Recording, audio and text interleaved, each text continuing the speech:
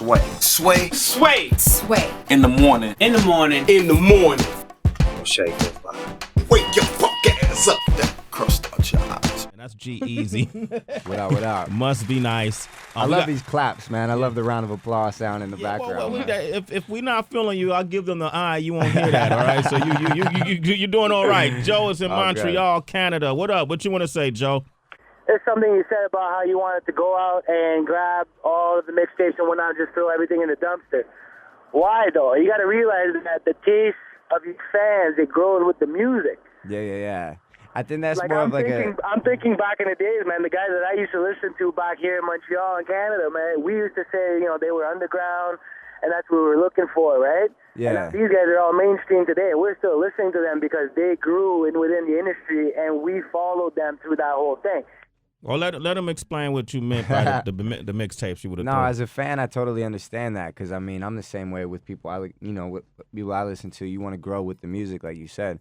I think it's more of just a weird quirk as a creative person. Mm-hmm. When I hear even that record right there, that's not even old. Like I made that like 9 months ago. I still cringe when I listen to it because I feel like this new music I'm working on right now, which by the way, I'm really, really, really, really, really stoked on. Like this new stuff is like everybody would say that, but I feel like I'm in a zone right now. But no, it's just like I cringe when I hear my old stuff. Yeah. Because it's just like my old creative work. It's like an actor can't really go watch like his own movies sometimes or something like that. It's difficult for me to listen to my stuff, and it's definitely difficult for me to listen to my older stuff, especially. Because I just feel like I'm gonna notice so many more flaws than the casual listener would. Yeah, he's a perfectionist. You sound like I'm just a weirdo with that. Yeah. And then you produce all your stuff. Yeah. J. So Cole I'm like, does yo, that. I'm listening and I'm like, yo, this snare sounds awful. Why did I use this sound? Or these chords are so simple. Or why did I do the beat like that? Yeah, you need to work with other producers too sometimes. Yeah. Sometimes. I'm You getting there? Yeah. Because Yeah. they could probably see and hear something and use something that you may not have realized. And, then it gives you a chance to loosen up and just be. This new album, I'm doing that. You are? This new album, I'm definitely doing that, and it's nice for me to to be able to take a back seat for once, and kind of have somebody else help with the music. But I'm still adding my touch to any track, whether it's something simple as like I didn't like his kick drum, so I swapped it out for mine, or me adding in these other pads or a melody on top of it or whatever. Just try to make sure the album fits a cohesive feel so that I have my stamp over it. So when you're in a relationship, you're pretty controlling, huh? Right. Yeah, man. Yeah. Has it been like it's that? just who I am as a person. At least he admits to it, right? Man, G-Eazy is here. We got Streets on the line from Kansas City. Go ahead. What's your question?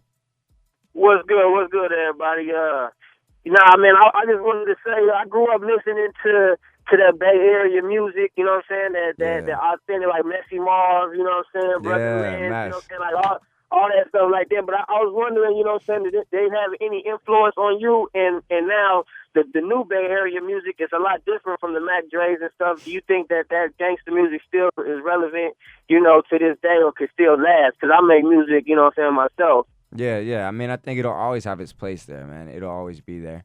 The music definitely had a really, really, really big impact on my stuff when I was in high school, when I was growing up around the hyphy movement, and that's all I was surrounded by, and KMEL would play Mac Dre all day long.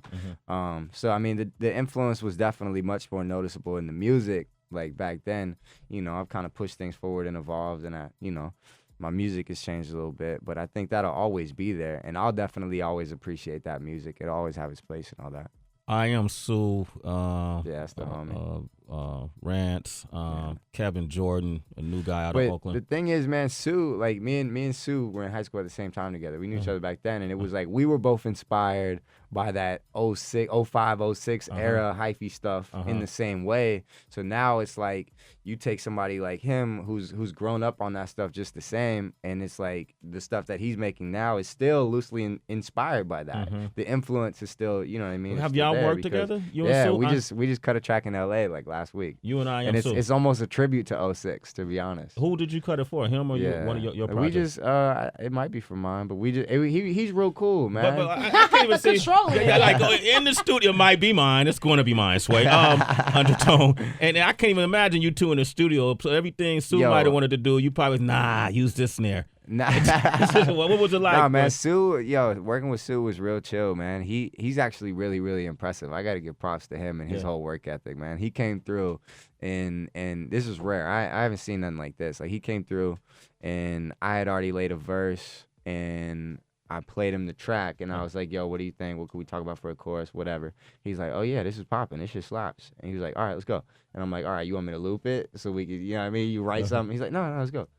And I'm like, all right. He stepped in the booth. He stepped in the booth. Literally, he stepped in the booth, and it was just boom. He just did it. Boom. He just did take. it. He just First did take. it. I mean, it was like punching. He just did it. Like, dropped a verse and came up with a chorus and all that. Like, his work flow is just crazy because it's just like his stream of consciousness is just like, let me get these ideas out, you know. The diehard fans, because it sounds like it's something that won't come out for a long time. Who knows? But if you tell the title now, people always ask you, where's that song till it came out? What's the title of it? The title of that song, we don't even really have a title. I'm gonna call it Tom and Jerry. Tom and Jerry. Yeah. Look for that track. All right. You're on the American Most Wanted tour. You're performing, opening up for Audio Push and Hit Boy. I don't know who goes on first out of y'all two, but Lil Wayne, T.I. I play after Lil Wayne. They all open for me. Really? That's dope, man. It's really fun to headline. You're such a control freak, bro. It's so fun to headline an arena, you know, and I get to bring great opening acts like Lil Wayne. Great, you know? man. It's awesome. Yeah, man. Wayne is so lucky. I don't know if you performed on stages that big, but what has that experience been like for you? It's been dope, man. It's been real dope. It's definitely a different experience. I spent the last year headlining my own tours. You know, we paid our dues opening up a lot of other people's tours, and then finally got to headline my own, and it was something I had looked forward to forever. You know, being in front of a sold out 1,000-cap room, you know what I mean, of kids that are there for me and know my music.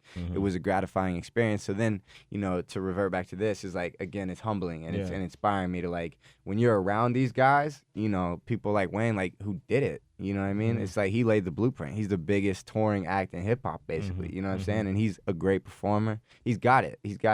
I've had experience. I got to open up some Drake shows. Yeah. That were like big, you know, like small arenas or something like that. And I was still in college at the time. And this is where I almost met you the first time. Okay. It was the last show of the tour. It would have been either LA or Vegas.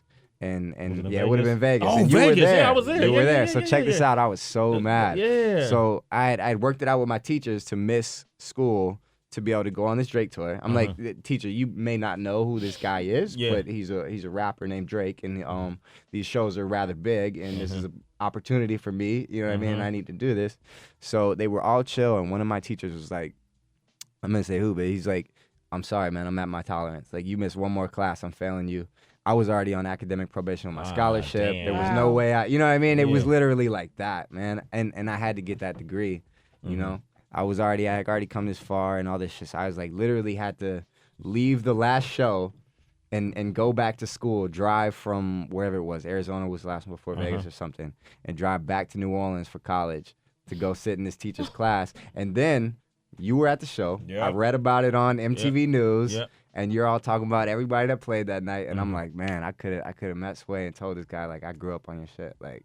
Word, you grew up listening to the Wake Up Show. Yep, the Wake Up Show, man. And now you own Sway in the morning. Yeah, man. Yeah, that's just like full circle. No, I'm telling you, straight up, man, straight up. Like sometimes I have these moments where I'm like, if I could tell my 14-year-old self that I'm on the Wake Up Show sitting next to Sway right now, I probably wouldn't believe it. Damn, man. Yo, your 14-year-old self is a lucky 14-year-old saved, man. I got my backpack on. I'm riding on the AC Transit. Like, no, I don't believe you. AC Transit. Damn, on the 57 or something. Yeah, man. All right, 51. The 51. That's right. That goes down University. I'm so bad. Town business. Hey, man, we're out here. God damn it.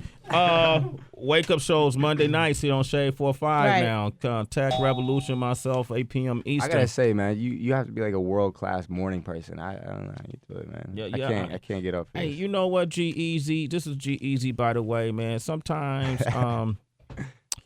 when that check clears, it'll get your ass up, man. You wake up and drink that coffee for that check, man. It'll definitely get your ass up. Yeah, This is what I want to do, man, before we play the next song. Being with Drake, is it a process? Drake had a really interesting strategy early on when y'all did do those tours, and he headlined himself. Is that where you got the idea? You guys got the idea to bring G-Eazy to do his own tours too?